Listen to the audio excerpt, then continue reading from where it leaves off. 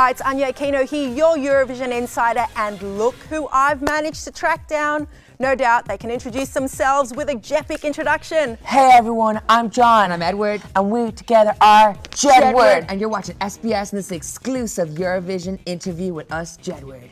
Welcome to Sydney, boys. Welcome. Thank you very much for coming in. Yeah. We're actually so excited to be here because we're so thankful to all the fans in Australia that they all know us from Eurovision. Everyone stops in the street like, oh my God, you guys are the guys from Eurovision. It's so cool that SBS made us get a fan base in Australia. And we got to find SBS because you guys are the first Australian networker. The first and the only. Because I remember the first time we did Eurovision, you guys were from Australia. We're like, what? We're Australian TV. I know. I actually remember that interview, and you were speaking to Julia, and you were talking about all the places that you wanted to go and see here in Australia. Yeah, and we're hanging out with Ronan Keating. We're hanging out with Danny Minogue, Red Foo. We're doing lots of cool things. We're doing like Australian things, like trying like all different things you guys have. It's so weird because usually we go to countries and you're not able to do all the different touristy things because you're always like really busy. But it's kind of like really balanced here. Like you get to do all the stuff, and then you get the time to like do other things as well. Australia first met you and got to know you in Eurovision.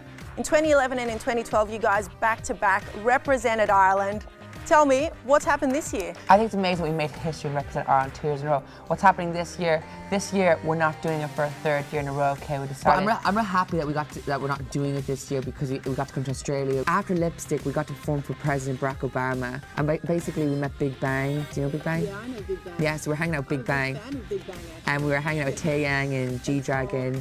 But I feel like every single year Eurovision never disappoints. They always put on a massive show. It's like a big massive spectacle. Yeah. And like even though we're not part of it this year, everyone will be kind of thinking, oh, where's this guy's the spiky hair? Because in the contest we usually have spiky hair, but right now we have flat hair because your cameramen need to get us all in shot. Yeah. Tell me though, you're here obviously to promote What's Your Number.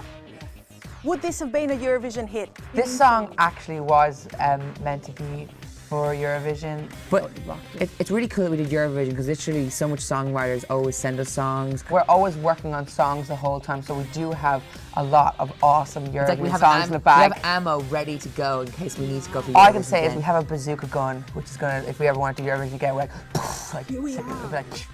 What's up guys, it's Jedward. Make sure to check out SBS website where you can rate the contestants' performance and check out all the behind the scenes with Anya.